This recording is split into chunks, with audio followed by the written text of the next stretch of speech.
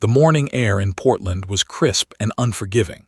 It was the kind of October morning that reminded you why you lived in the Pacific Northwest, the way the mist clung to the Willamette River, the way the early light painted everything in shades of silver and gray. Sarah Chen stood at her apartment window on the 23rd floor of the Sterling, an upscale residential building in downtown Portland's Pearl District, and watched the city wake up beneath her.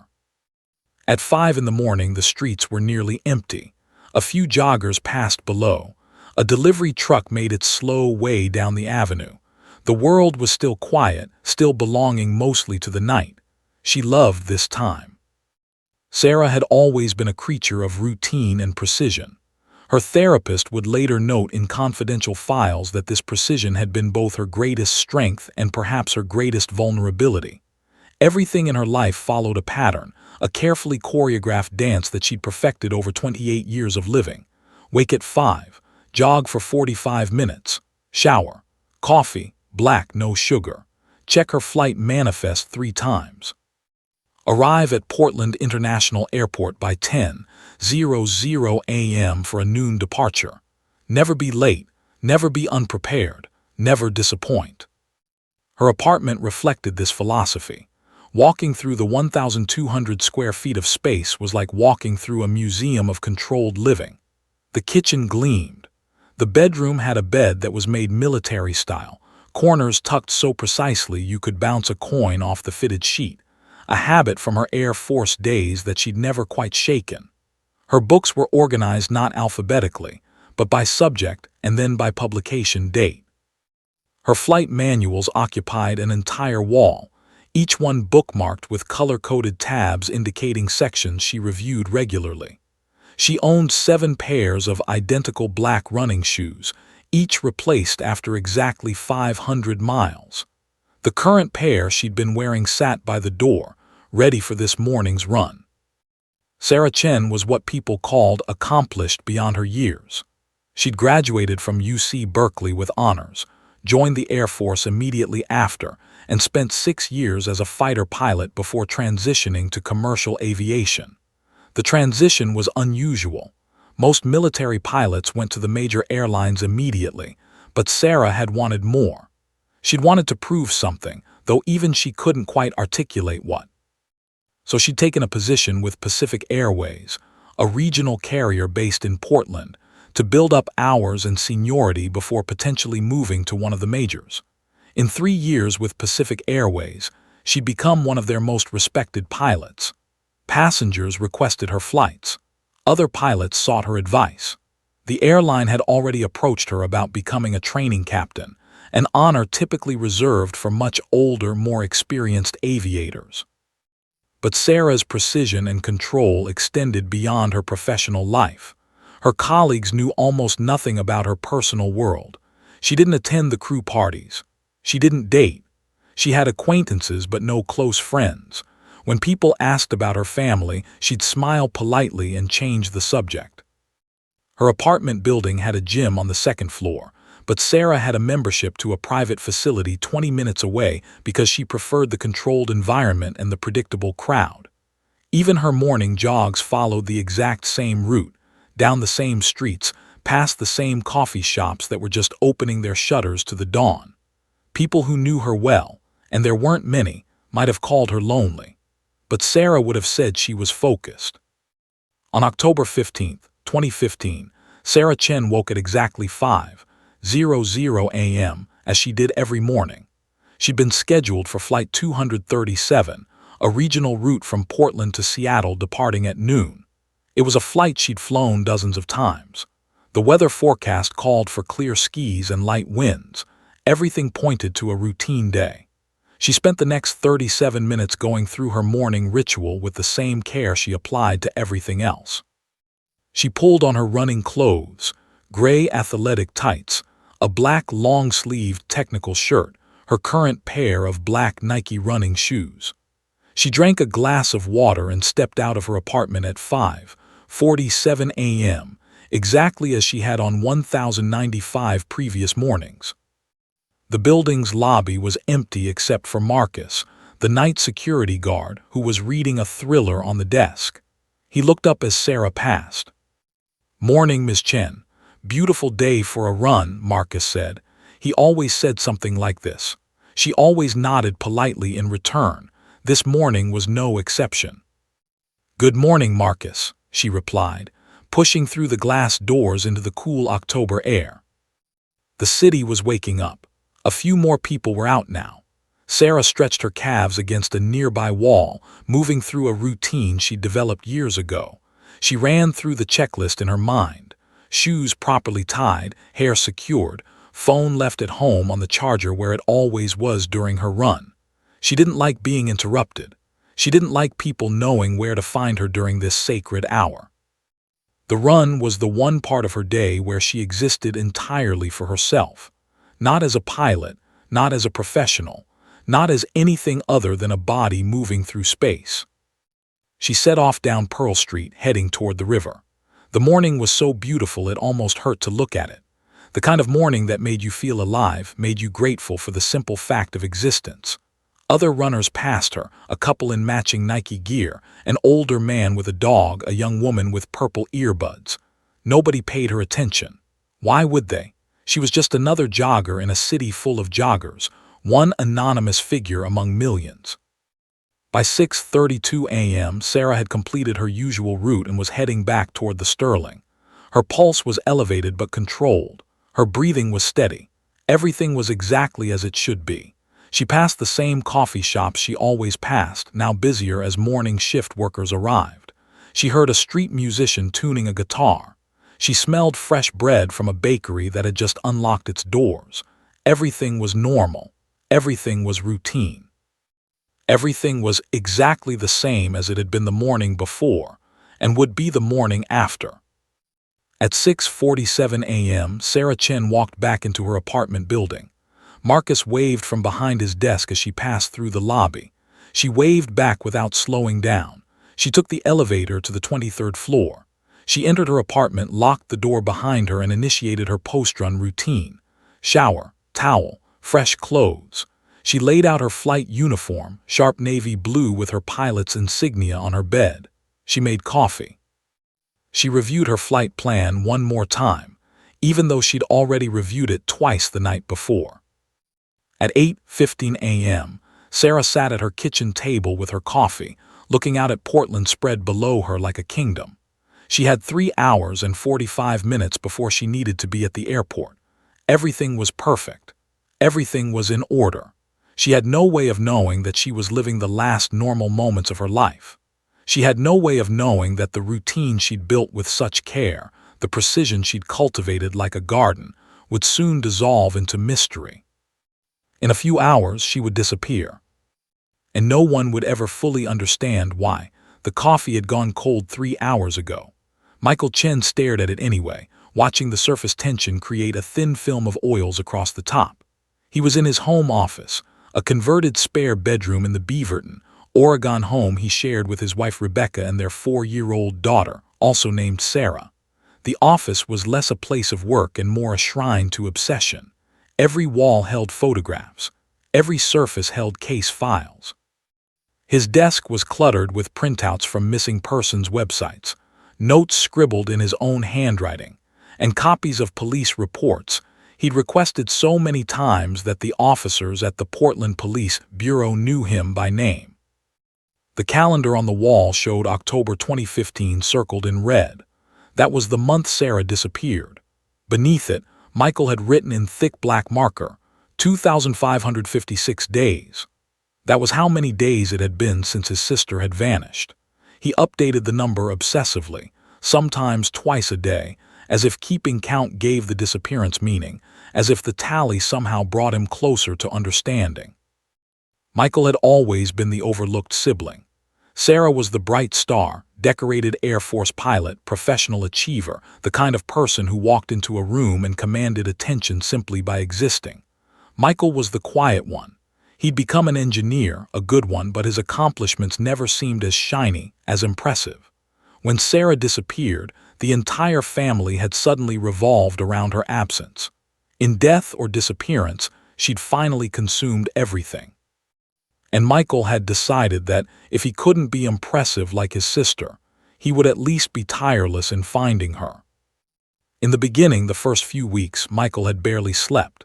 He'd worked with the police, provided them with Sarah's background, her schedule, her routines. He'd walked the streets of Portland at night, showing her photograph to strangers, hoping that anyone had seen something. He checked every hospital, every shelter, every clinic in a 100-mile radius. Rebecca had supported him then, bringing him coffee, reminding him to eat.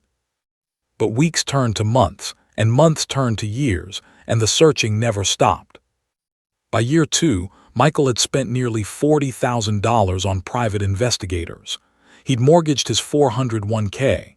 Rebecca had asked him gently to stop, and when he hadn't, she'd asked him firmly. He'd promised to slow down. He hadn't.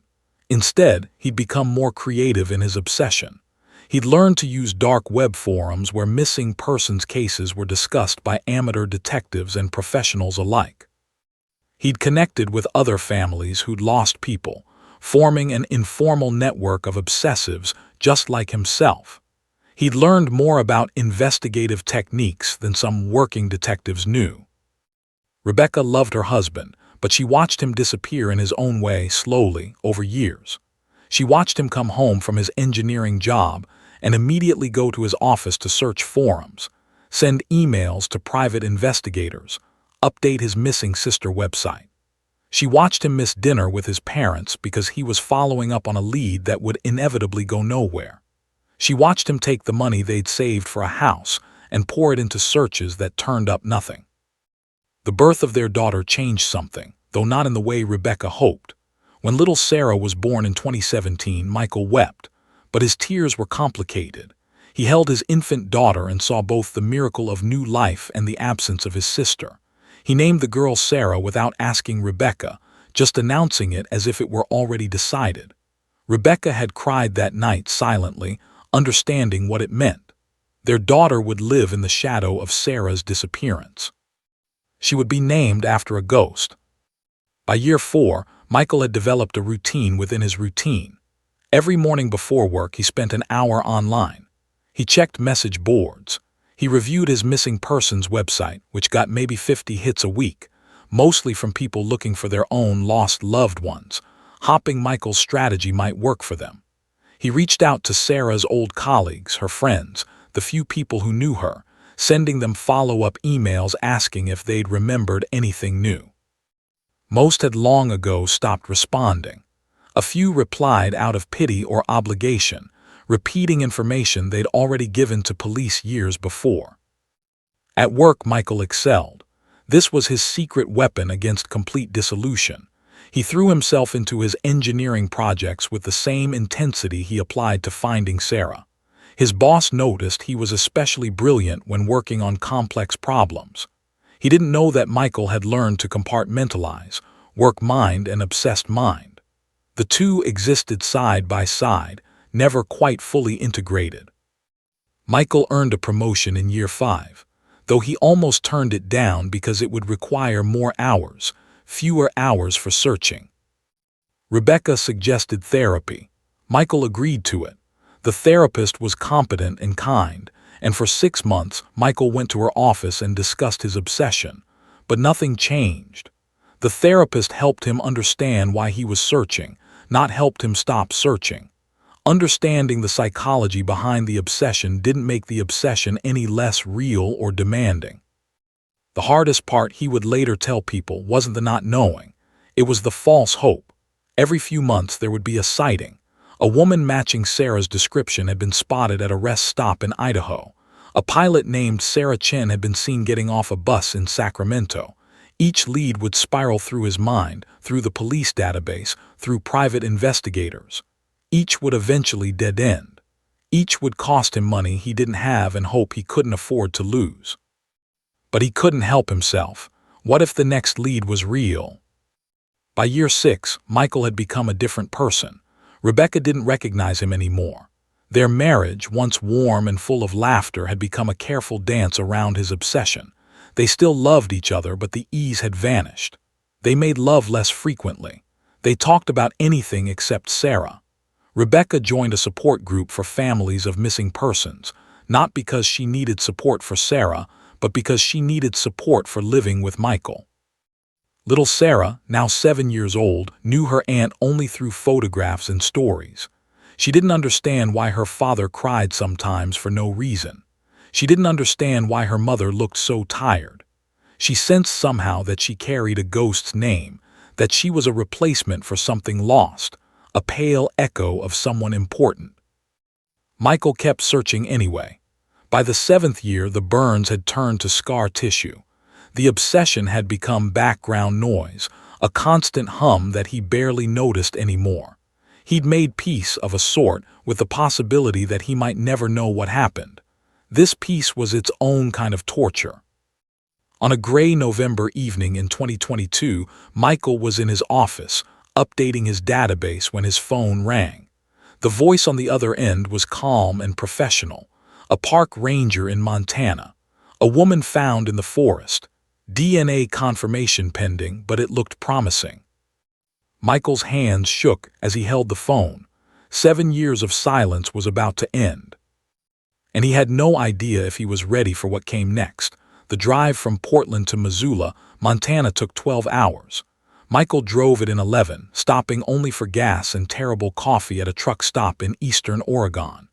Rebecca had begged to come with him, but he'd told her to stay with their daughter. He needed to do this alone. He needed to see his sister before anyone else did. He needed to be the first person to tell her that she was loved, that she was found, that she was home. The highway stretched endlessly before him, and Michael's mind spiraled through possibilities. What condition would she be in? How had she survived 7 years? Where had she been? The detective had been vague, saying only that a park ranger had found her wandering near a national forest road in rural Montana, appearing disoriented and malnourished. She'd been brought to Missoula Medical Center, where she was being held pending identification. When they ran her fingerprints through the FBI database, they got a match immediately. Sarah Chen, missing since October 2015, reported by her brother Michael Chen, was alive. Michael had pulled over twice to cry. The hospital parking lot seemed too bright. The Montana sun was harsh and unforgiving, turning everything into sharp contrasts of light and shadow. Michael sat in his car for 10 minutes before he could make himself get out. His hands were shaking. 7 years. 7 years of searching, of hopping, of desperate prayers to a God he wasn't sure he believed in. And now, suddenly, it was over. But as he walked toward the hospital entrance, Michael felt something unexpected: terror. Detective Sarah Winters met him in the lobby. She was a woman in her 50s, with kind eyes that had seen too much suffering. She'd been assigned to verify the identification, to document the case reopening, to begin the investigation into where Sarah Chen had been and what had happened to her. She shook Michael's hand firmly. "Your sister is on the 3rd floor," Detective Winters said. "I need to warn you, Mr. Chen, her condition is complex. She's physically malnourished but stable. The doctors have cleared her for visitors, but mentally, emotionally, she's in a precarious state." "What do you mean?" Michael asked, though part of him already knew. "She has no memory of the past 7 years. The preliminary evaluation suggests extensive retrograde amnesia. She doesn't remember who she is. She doesn't remember her life before the disappearance. You need to be prepared for that." The elevator ride to the 3rd floor felt both infinitely long and too short. Michael's stomach churned. He stepped out into a hallway that smelled like bleach and institutional food. A nurse pointed him toward a room on the left. His feet carried him forward even as his mind screamed to run away. Part of him wanted to turn around, drive back to Portland, and preserve the fantasy he'd held for 7 years, the fantasy of his sister, unchanged, finally coming home. The woman in the hospital bed barely resembled the Sarah he remembered. She was gaunt. Her cheekbones were so prominent they looked like they might cut through her skin. Her hair, which had always been thick and black, was thin and streaked with gray. Her eyes, once sharp and intelligent, were hollow and confused. She was staring out the window at the Montana landscape beyond, and she didn't even turn when Michael entered the room. "Sarah," he whispered. The woman turned toward the sound. Her eyes focused on him without recognition. There was a moment, just a fraction of a second, where Michael could see her searching her mind for context, trying to place him. But there was nothing. Her expression remained blank. "I'm Michael," he said, moving closer to the bed. "Your brother." She continued to stare at him. There was no spark of recognition, no emotional response. It was like looking at a stranger wearing his sister's face. A nurse standing quietly in the corner had warned him about this, but warnings couldn't prepare him for the actual experience of being looked at by his sister with absolutely no acknowledgement of kinship. "I don't," Sarah started, then stopped. Her voice was hoarse as if she hadn't spoken in years. "I don't know you." Those words, simple and factual as they were, broke something inside Michael. He pulled a chair close to her bed and sat down heavily. He wanted to reach for her hand, but something in her body language suggested she wouldn't welcome the touch. "It's okay," he said, though it wasn't okay. "Nothing about this was okay. You've been missing for a long time, but we found you. You're safe now." Sarah turned her head away, back toward the window. When she spoke again, her voice was distant. "I don't remember anything. The doctors keep asking me questions and I can't answer them. I don't know my name. I don't know how I got to that forest. I don't know anything." The next several hours were a master class in heartbreak. Michael sat with his sister, a stranger wearing his sister's face, and tried to piece together what had happened. The doctors entered periodically with tests and questions. Dr. Patricia Morrison, a neurologist specializing in amnesia cases, explained that Sarah had suffered significant trauma at some point in the past 7 years. The exact nature of the trauma was unclear, but whatever it was had triggered a defensive response in her brain. Her mind, literally, had shut down her memories to protect itself. Retrograde amnesia of this severity is unusual, Dr. Morrison explained to Michael in the hallway, away from Sarah's hearing. Typically, we see it in cases of severe head trauma or profound psychological shock. Your sister's scans show no evidence of significant head injury, though we can't rule out past trauma that healed. What we do know is that her mind has essentially created a wall. She remembers facts, she knows language, she understands the world, but personal memories, identity, autobiographical details, they're simply gone. "Can they come back?" Michael asked. "Possibly. Some cases of retrograde amnesia spontaneously resolve. Others respond to therapy. But in severe cases like this, we may be looking at permanent or near-permanent memory loss. I don't want to give you false hope." Michael stood in that hospital hallway and felt his hope, the thing that had sustained him through 7 years of searching, begin to crack into pieces. He'd found his sister, but his sister was lost in a way that finding couldn't fix. When he returned to her room, Sarah was asleep, her thin chest rising and falling with shallow breaths. She looked fragile, as if she might blow away if someone opened a window. Michael sat beside her bed and cried silently, mourning a sister he'd searched 7 years to find, only to discover that even though she was alive, she was irretrievably lost to him. The woman who'd vanished in 2015 hadn't come back. Instead, a ghost had returned, someone wearing Sarah's face and body but inhabited by a stranger. Michael pulled his chair close to the hospital bed and spent the night watching his sister sleep, wondering if the person he'd loved had died in that forest 7 years ago, and if what had come back was merely the shell that remained. By dawn, he still hadn't found an answer. The physical therapy room at Missoula Medical Center smelled like rubber mats and antiseptic. Sarah sat on a low bench, a resistance band wrapped around her legs, moving through repetitive motions that were supposed to strengthen muscles that had atrophied during 7 years of what? She still didn't know. The physical therapist, a patient man named David, counted out loud as she worked. 23, 24, 25. His voice was gentle, never demanding, never frustrated. Sarah appreciated that. Most people seemed frustrated with her, though they tried to hide it. They wanted her to remember.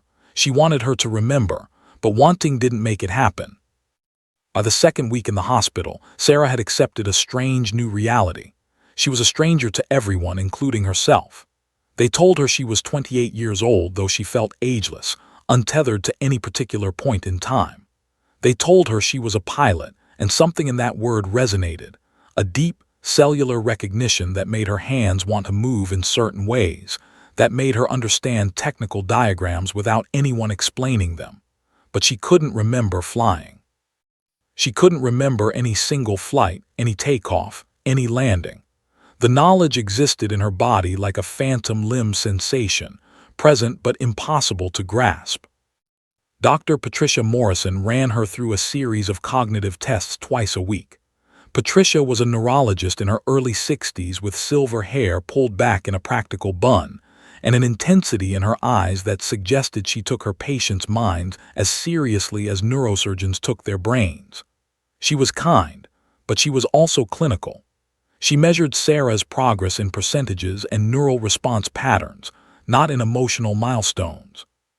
"Your semantic memory appears intact," Patricia explained during one session, showing Sarah images and asking her to name them. Sarah could identify objects, understand language, grasp abstract concepts, but her episodic memory, the memory of her own life, her own experiences, was devastated. It's as if your brain made a choice to protect itself by erasing the personal narrative. We see this sometimes in severe trauma cases. The mind essentially says, "I cannot process what happened, so I will erase it." "Will I remember?" Sarah asked. She'd asked this question 100 times. Patricia always gave her the same answer, maybe. They didn't know, they couldn't promise. Some patients recovered their memories entirely. Others recovered fragments. Some never remembered anything at all. Michael visited every day. He would sit in a chair beside her bed and tell her stories about a life she couldn't remember. He talked about their childhood in California, about their mother's love of gardening, about Sarah's first plane ride at age 10. He talked about her Air Force career, her determination, her courage. Sarah listened politely, but it all felt like a story being told about someone else. The emotions didn't connect. She felt sympathy for the girl in Michael's stories, but not personal recognition. "I'm sorry," she told him one afternoon, a week into her hospitalization. "I'm sorry I can't remember you. I can see that you love me, and I'm sorry that I can't feel that love back the way I should." Michael's face crumpled. He reached for her hand, and this time she let him take it. "You will," he said, though his voice suggested he wasn't entirely sure. "The doctors said memories can come back. You just need time." But time moved strangely in the hospital. Days felt simultaneously endless and compressed. Sarah did her physical therapy. She attended occupational therapy where they tried to help her relearn basic life skills, though she seemed to know most of them instinctively. She sat with Dr. Morrison for cognitive therapy. She walked the hospital hallways with Michael, who pointed out things he thought might trigger memories.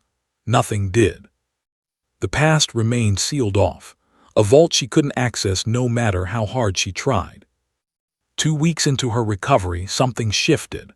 Sarah was in physical therapy, working with resistance bands, when she felt a sudden, overwhelming need to move her hands in a specific way. David, her physical therapist, noticed her struggling against the resistance. "What's wrong?" he asked. "I don't know," Sarah said. "I feel like my hands want to do something else, something specific." They stopped the therapy. David brought her to a table with various objects, blocks, balls, a computer keyboard.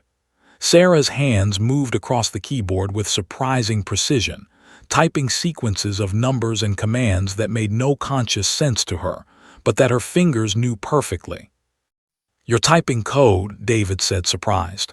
"Do you know what you're doing?" Sarah stared at her own hands as if they belonged to someone else. "No, but I think I do. It feels like remembering, but not remembering. It's like watching someone else do something and knowing you've done it before." Word spread through the hospital.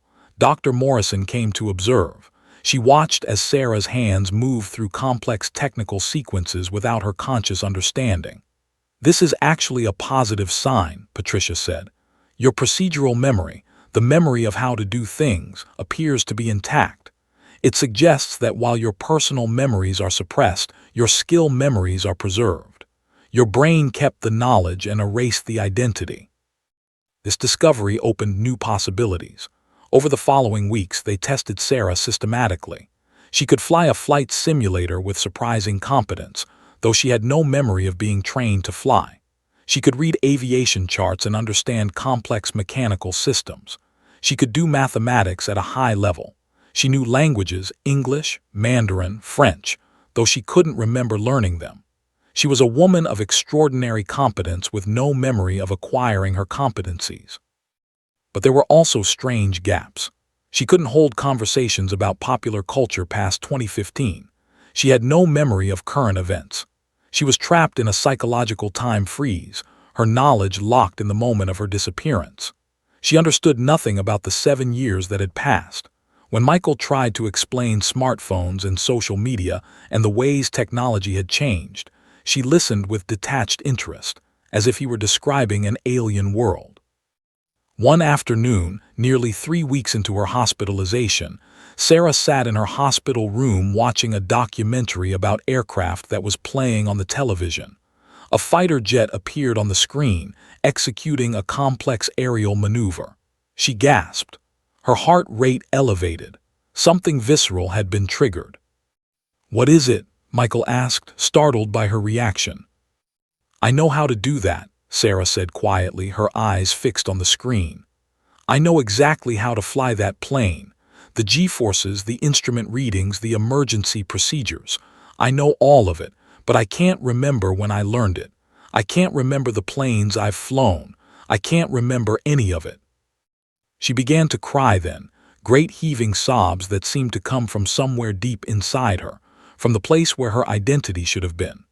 Michael held her, and for the first time since her discovery, Sarah didn't pull away. She let herself be held by this stranger who loved her, this man who was apparently her brother, this person who was trying to help her reassemble a self that felt like it had been scattered into 1,000 pieces. That night, as she lay in her hospital bed unable to sleep, Sarah made a decision. She would rebuild herself, not as the woman she had been. That Sarah seemed like a stranger with extraordinary accomplishments and inexplicable choices. Instead, she would become someone new. She would take the skills she possessed and the brother who loved her and the slowly returning fragments of memory, and she would construct a life that made sense.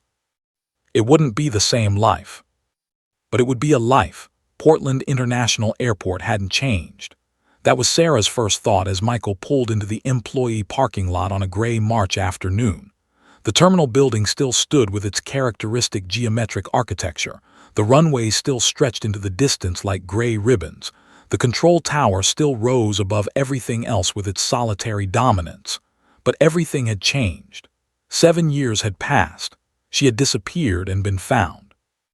The woman who'd last walked through this airport no longer existed.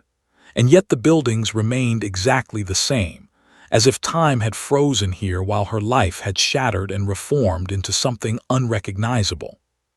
"You don't have to do this," Michael said, though he'd said this 3 times already, once at the hospital, once in the car, once at the parking lot entrance.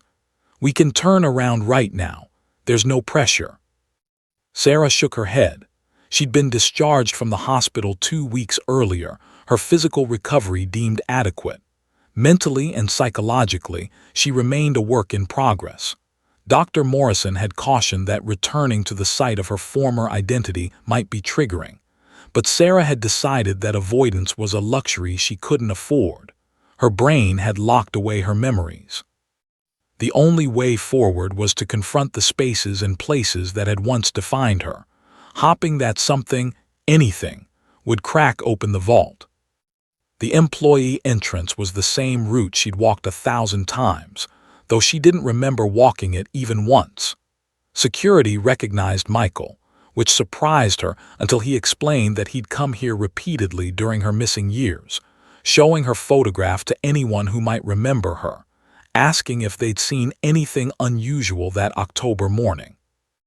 The man at security, a broad-shouldered veteran named Thomas, stared at Sarah with an expression caught between wonder and disbelief. "Ms. Chen," he said slowly, we heard you'd been found. My God, it's good to see you." Sarah offered a polite smile, though she felt nothing. He was a stranger using her name like he knew her. The kindness in his eyes was directed at someone she'd never met. The Pacific Airways administrative office was on the second floor. Jennifer Walsh, the hearing manager who'd overseen Sarah's employment, had called Michael a week ago with an unexpected proposal. Jennifer had been the one to hire Sarah 7 years ago, the one who'd watched her excel, the one who'd mourned her disappearance. Now she wanted to see if Sarah might consider coming back. Not full-time flying, not yet, but perhaps observation, perhaps volunteer work in some capacity. The airline wanted to help. They believed in second chances. Jennifer's office was warm and professional.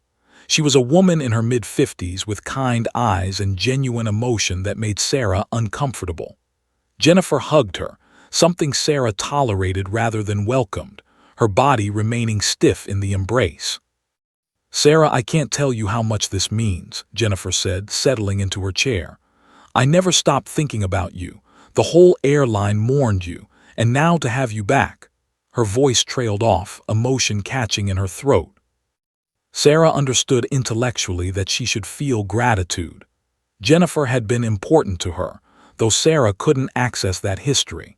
She existed in a strange position, beloved by people she didn't know, appreciated for accomplishments she couldn't remember, welcomed back into a life she'd never left voluntarily. "Michael mentioned you might have an opportunity," Sarah said carefully.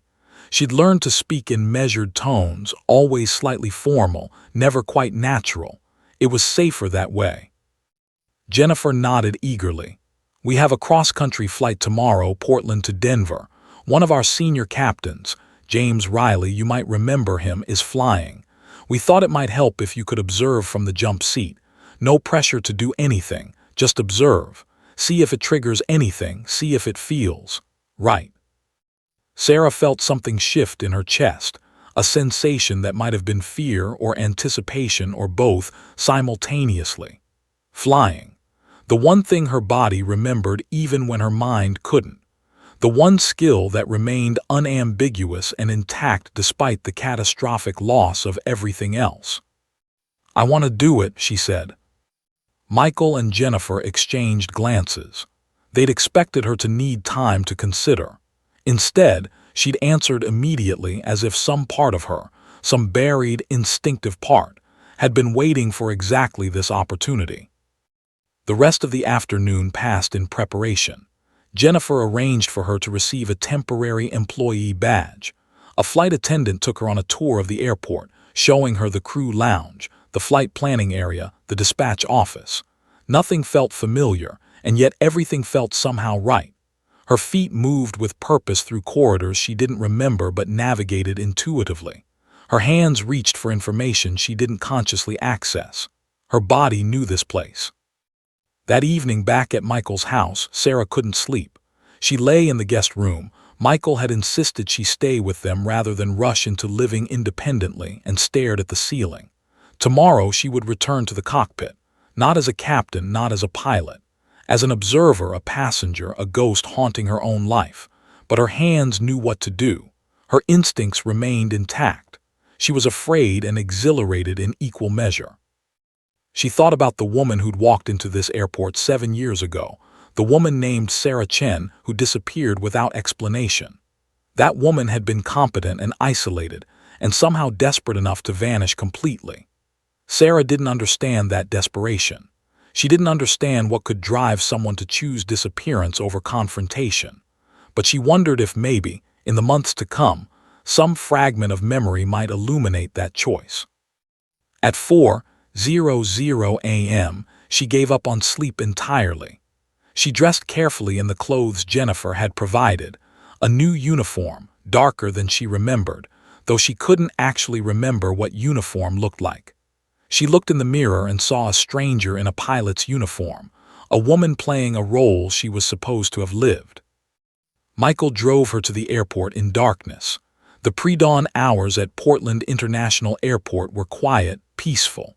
A few employees moved through the terminal preparing for the coming day. The planes sat silent on the tarmac, waiting. Captain James Riley was waiting in the crew lounge when Sarah arrived. He was a man in his 50s, broad-shouldered and weathered, with the bearing of someone who'd spent decades at the controls of aircraft. When he saw Sarah, his face softened with genuine emotion. "Sarah Chen," he said, approaching with his hand extended. "God, it's good to see you. We all wondered what happened, the rumors, the speculation, but you're here now. That's what matters." She shook his hand. His grip was firm and reassuring. He was a man who inspired confidence, who'd spent decades keeping people safe. Today, she would sit behind him and watch him do what she'd apparently done 1,000 times before her disappearance. The pre-flight briefing included the co-pilot, Brandon Harris, a younger man in his late 20s who was new to the airline and who looked at Sarah with awe. As far as he knew, she was a legendary figure, the missing pilot who'd somehow returned.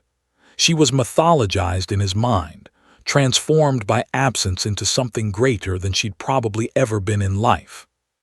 2 hours later, Sarah stood in the jetway, looking at the aircraft that would take her back to the sky. Her hands trembled slightly, though she couldn't say whether it was from fear or anticipation. Michael was not allowed beyond this point. She was on her own now, about to step back into a world she'd left 7 years ago without understanding why. She climbed the stairs into the cockpit, took her seat in the jump seat directly behind and between the two pilot seats, and looked out at the runway stretching before her. Everything was about to change. She just didn't know it yet. The takeoff was perfect. That was Sarah's first clear thought as Flight 447 lifted off from Portland International Airport and climbed toward the clear blue sky. The acceleration pressed her gently back into the jump seat. The nose pitched up at exactly the right angle. Captain Riley's hands moved across the controls with practiced precision, coordinating with air traffic control in that distinctive aviation cadence, clipped, professional, efficient. Brandon Harris, the co-pilot, monitored the instruments with appropriate attentiveness. Everything was textbook. Everything was exactly as it should be. For the first time since her discovery in Montana, Sarah felt something close to peace. Her body was home. Even without her memory, even without understanding her past, her nervous system recognized this place. The vibration of the engines, the particular quality of light through the cockpit windows, the smell of recycled air mixed with coffee and cleaning supplies, these sensations resonated at a cellular level. Her hands, resting in her lap, felt the slight movements of the aircraft and responded with micro-adjustments of muscle tension. Her brain might have abandoned her history, but her body remembered everything. Captain Riley turned to her with a smile. "Pretty smooth out here today, Ms. Chen. Good conditions all the way to Denver. We should have a very uneventful flight." "That's good," Sarah replied, and she meant it. She didn't need drama. She needed normalcy. She needed to prove to herself that she could exist in this space without fracturing apart. The first hour of flight passed without incident. They climbed to their cruise altitude of 35,000 feet. The autopilot engaged. The aircraft settled into its steady trajectory across Oregon and Idaho toward Colorado. Sarah watched the landscape unfold below them. Mountains, forests, rivers, the vast emptiness of the American West. She found herself relaxing incrementally, letting the familiar environment soothe something deep in her psyche. Then at exactly 10:47 a.m., everything changed. Captain Riley was in the middle of a routine check when it happened. He was reviewing a navigation update from air traffic control, his hand reaching for the radio button on the control yoke. But mid-motion, his entire body seized. His hands jerked violently, pulling back on the yoke. His head dropped forward, then snapped back against the headrest. A sound escaped him, not quite a word, not quite a scream, a guttural, involuntary noise that had no human meaning. "Captain," Brandon's voice cracked with immediate concern. "Captain Riley, are you okay?" Riley didn't respond. His body convulsed again, his left arm spasming across the instrument panel. The radio came on accidentally, broadcasting incomprehensible sounds into the ether. The aircraft began to deviate from its flight path. Alarms screamed to life in the cockpit. The automated systems detected the deviation and began their warnings. The angle of attack indicator flashed red. The autopilot disengaged automatically because the human inputs were conflicting with the programmed flight path. Brandon reached for the controls instinctively, but he was too slow, too unprepared for a medical emergency and his captain at cruise altitude. "We need to declare an emergency," Brandon shouted, his voice pitched higher than necessary. He was panicking. Sarah could hear it in the tremor of his words, could see it in the rigidity of his shoulders. Sarah's body moved before her mind could process what was happening. The jump seat was in the center, positioned directly between and behind the two pilot seats. She'd studied the cockpit layout during the pre-flight briefing, memorizing exits and positions despite not knowing why it felt important. Now her training she didn't remember receiving, took over. She unbuckled from the jump seat. The aircraft was no longer flying level. It was climbing, the nose pitched up too steeply, causing the aircraft to begin slowing dangerously. The airspeed indicator showed they were approaching a stall. "Mayday, mayday, mayday," Brandon was transmitting, his words running together. "Flight 447 declaring emergency. The captain is incapacitated. Medical emergency."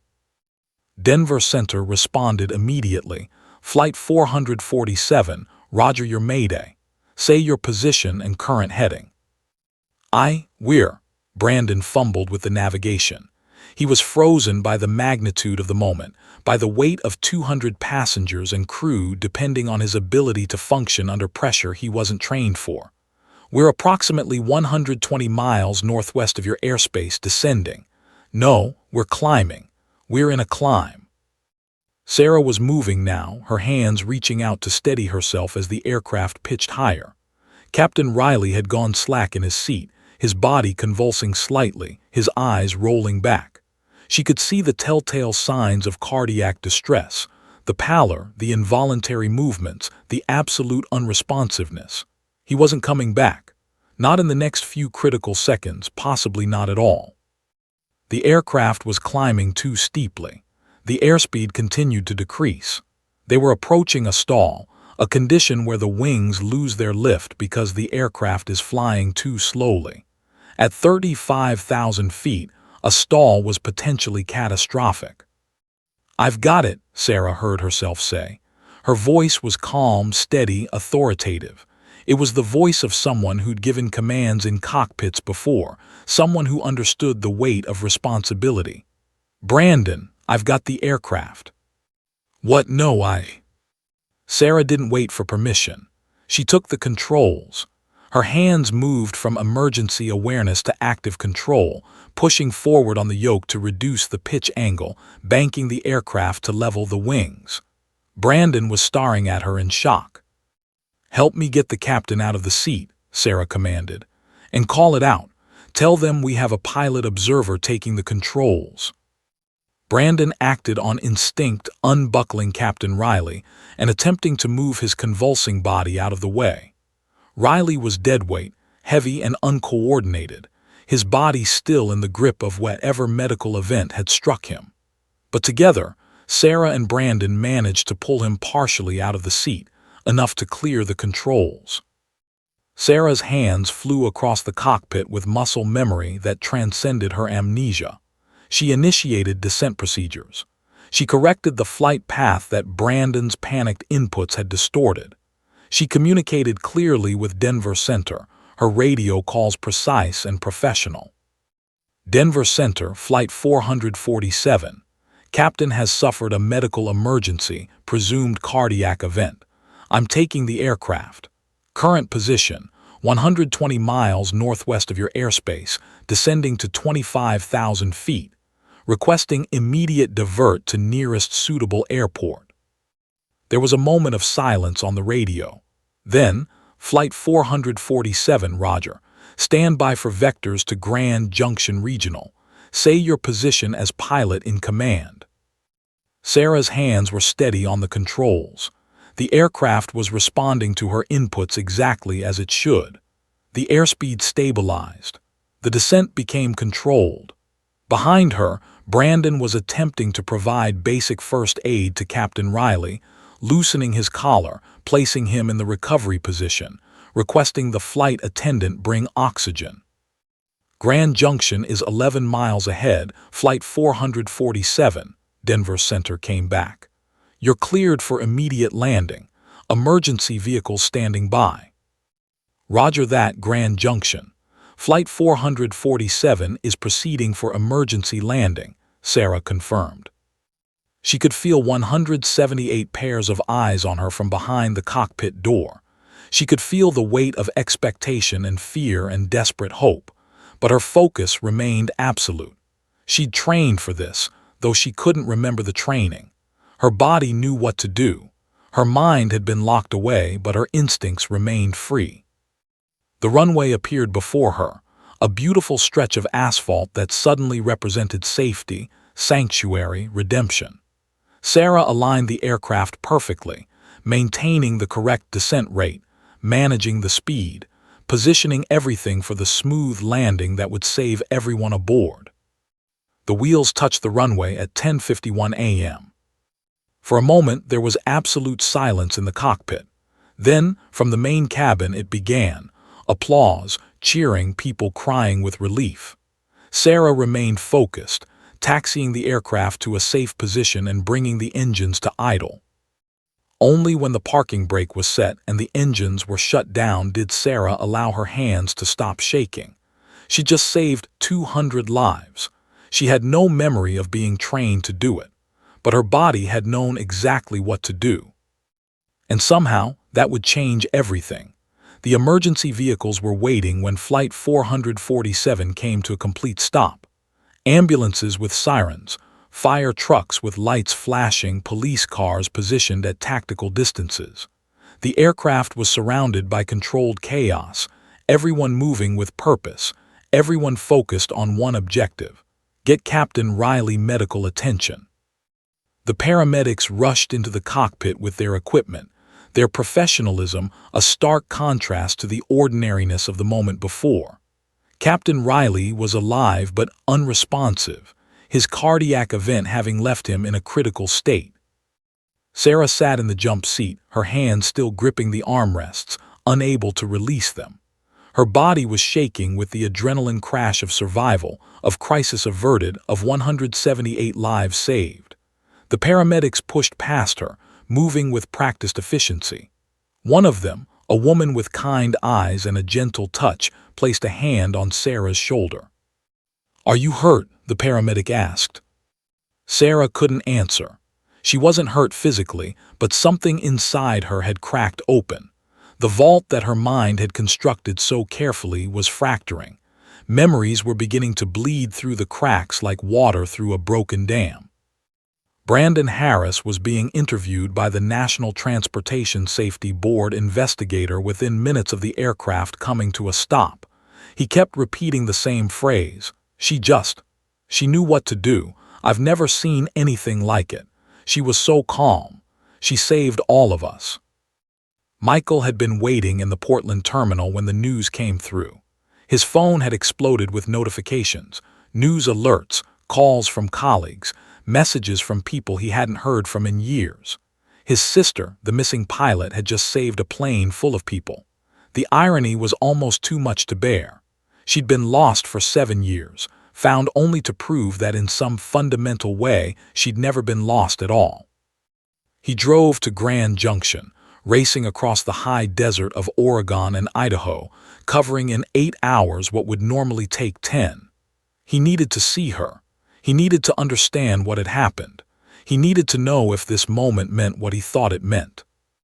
Sarah was in a private room at Grand Junction Medical Center, having been cleared by emergency physicians. Medically, she was unharmed. Psychologically, she was in the process of a transformation that no one had anticipated.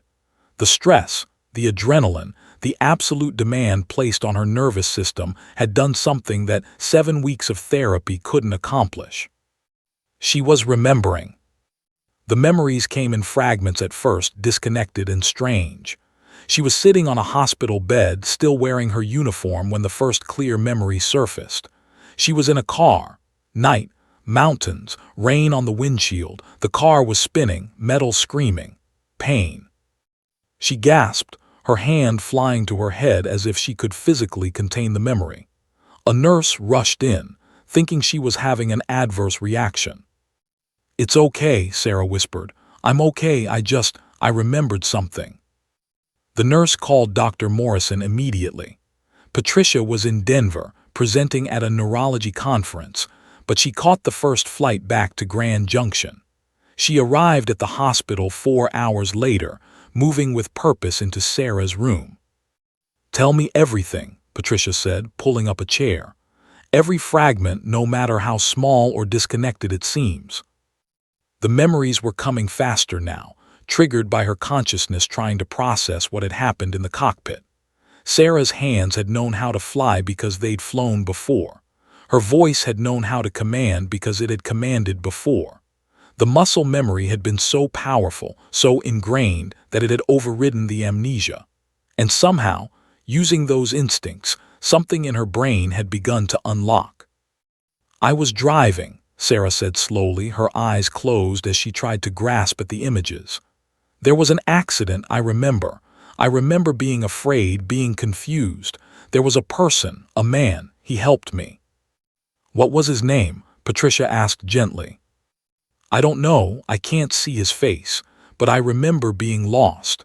I remember thinking that if I went back, if I returned to my life, no one would understand. I remember deciding." She stopped. The memory was there, so close she could almost touch it, but it remained obscured, like trying to see something underwater. "I remember deciding to disappear," she finished quietly.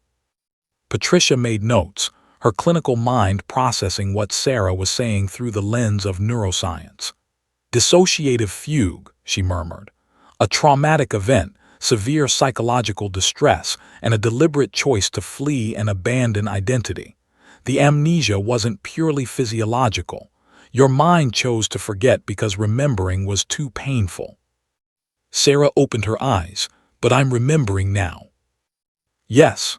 The intense stress of the emergency landing seems to have overwhelmed the psychological defense mechanism that was maintaining the amnesia.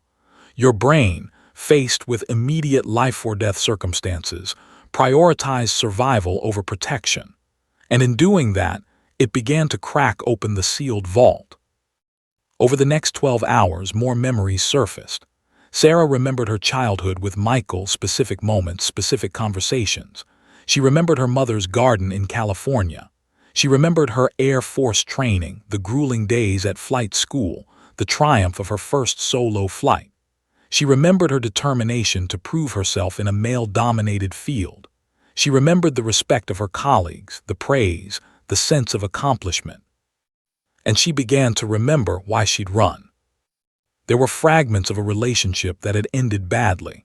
A pilot from another airline, someone she trusted, someone who'd hurt her in ways she was still struggling to articulate. There was pressure at work, expectations she couldn't meet, a sense of being trapped in a life that looked perfect from the outside but felt hollow from within. There was a night of desperation, a decision made in darkness, a car journey that had ended in accident and loss of consciousness. The memories weren't complete.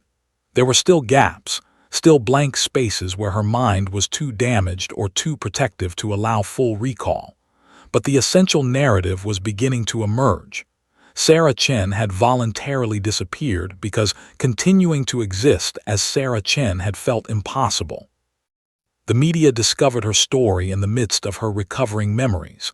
Within hours of the emergency landing, news outlets were running the headline: "Missing pilot returns to save 178 passengers." Her photograph appeared on every news network. Her hospital room became a fortress that had to be defended from reporters desperate for an interview. But Sarah barely noticed. She was too busy engaging with the woman she'd forgotten she was, A woman of extraordinary competence and extraordinary fragility, a woman who'd survived something that had seemed unsurvivable. On the second evening in the hospital, Michael held her hand. Sarah looked at her brother, this man who'd spent 7 years searching for her, who'd never stopped believing she was alive, who'd loved a ghost with absolute dedication, and she began to cry. "I'm sorry," she whispered. "I'm so sorry for what I did to you, to all of you." "You don't need to apologize," Michael said, though tears were streaming down his face. "You're here, that's all that matters." "No," Sarah said. "I need to understand what happened. I need to understand who I was and why I chose to disappear. I need to remember all of it, even the parts that hurt." That night, as she lay in the hospital bed, Sarah understood something fundamental. The crash that had triggered her amnesia hadn't been an accident. On some level, she'd been running from herself with such desperation that her mind had chosen the only escape available, the erasure of identity itself. But now, pulled back from the edge by the absolute demand to save 200 lives, she was ready to reclaim herself. Not the broken, desperate woman who disappeared, but the woman she could choose to become. 3 weeks after the emergency landing at Grand Junction, Sarah Chen sat in Dr. Patricia Morrison's office in Portland and attempted to construct a coherent narrative from the fragments of her recovered life. She had her memories back now, most of them anyway. Some details remained fuzzy, some psychological wounds still tender, but the essential story was whole. The missing 7 years had been found, retrieved from whatever dark corner of her consciousness had hidden them away. The story was both simpler and more complicated than she'd expected. There had been a man named David, a co-pilot from Southwest Airlines. They'd dated for 8 months. He'd been charming and brilliant and ultimately cruel, a man who needed to diminish her to feel powerful himself.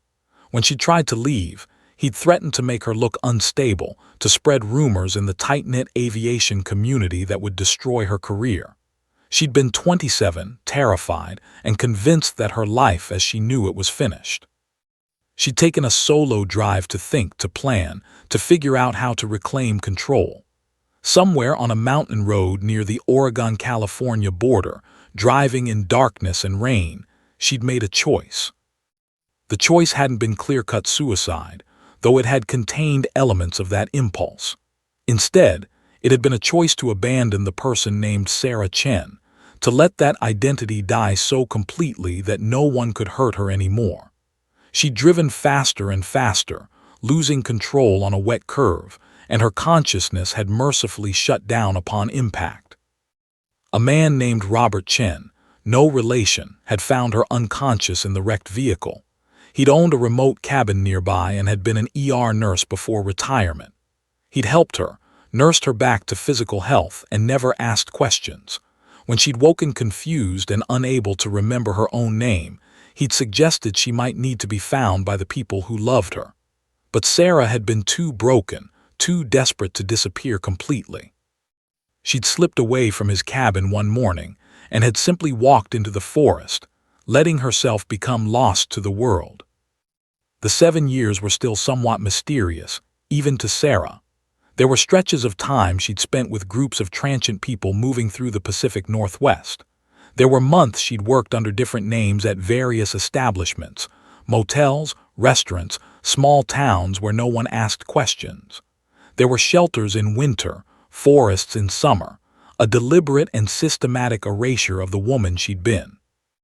And then a park ranger had found her, confused and disoriented, speaking only vaguely about anything, answering basic questions but unable to articulate an identity. The amnesia had been real. Her mind had locked away the traumatic memories of why she disappeared so completely that even she couldn't access them. But it had been psychological trauma, not physiological. Her brain had given her what she'd asked for, oblivion. "What you experienced," Dr. Morrison explained, was a dissociative fugue state lasting 7 years.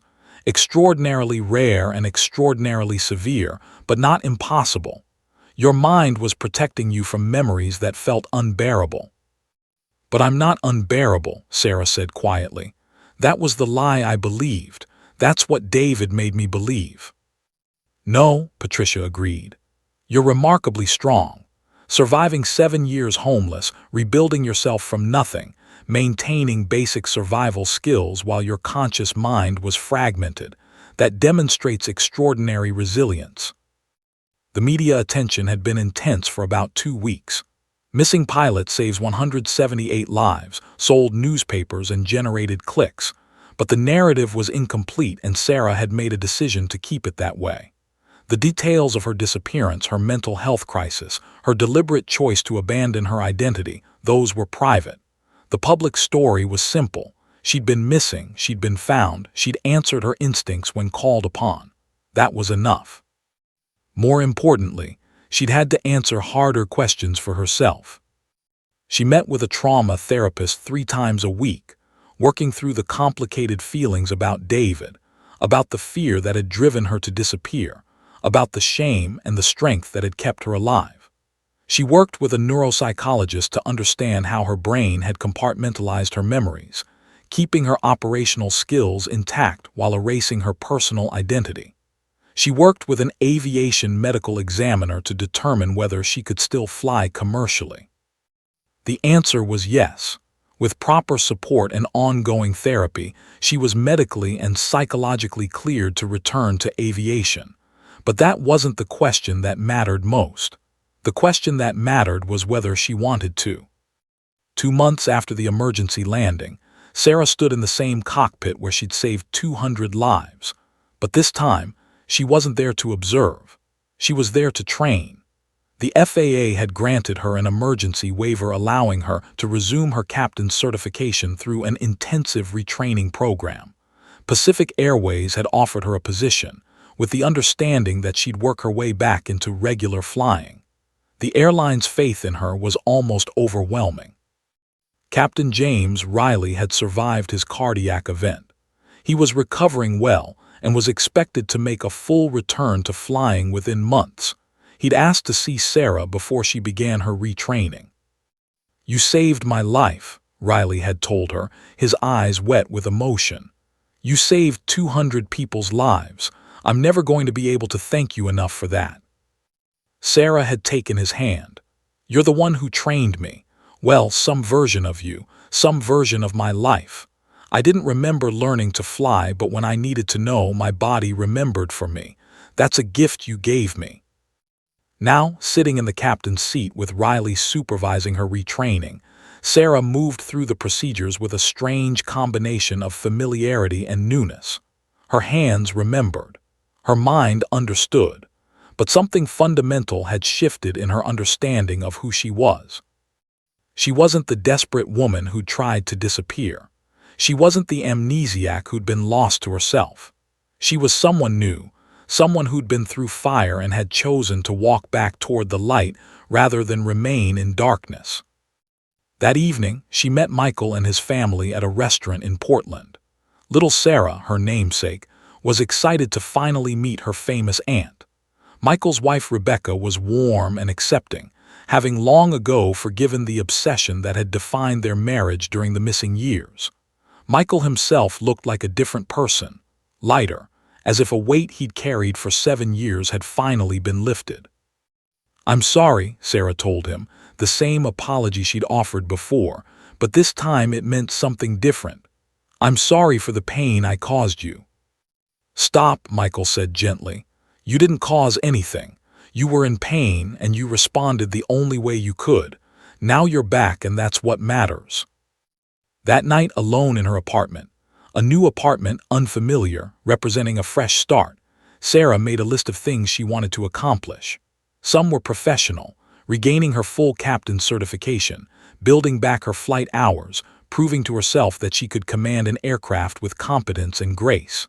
Some were personal, rebuilding relationships, learning who she was as an adult, discovering what she wanted from life beyond the desperate scrambling of survival. But mostly, she wanted to understand something fundamental, that humans are not their worst moments.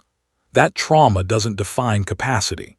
That instinct and training, embedded deep in muscle and bone and mind, can transcend even the most catastrophic psychological fragmentation. She'd spent 7 years trying to die. She'd spent 7 more weeks learning to live. In the months and years to come, Sarah Chen would return to the skis. She would fly with the confidence of someone who'd learned that the worst that could happen had already happened, and she'd survived it. She would become a mentor to young pilots, especially women, teaching them not just technical skills but resilience. She would speak, carefully and thoughtfully, about mental health and the importance of asking for help before desperation drives you to disappear. But more than anything, she would live. The woman who'd vanished in October 2015 was gone forever. The woman who'd been lost in darkness for 7 years was also gone. In their place stood someone new, someone forged in trauma and refined in survival, someone who'd learned that the greatest act of courage wasn't disappearing, but choosing to stay. Choosing to face yourself, to rebuild yourself, to claim yourself as worthy of existence even when every instinct screamed otherwise. On a clear day in May, Sarah took the controls of Flight 447, the same aircraft she'd saved months earlier. As she pushed the throttles forward and felt the aircraft respond to her commands, she understood with absolute clarity that she'd finally come home. Not to the cockpit, not to Portland, but to herself.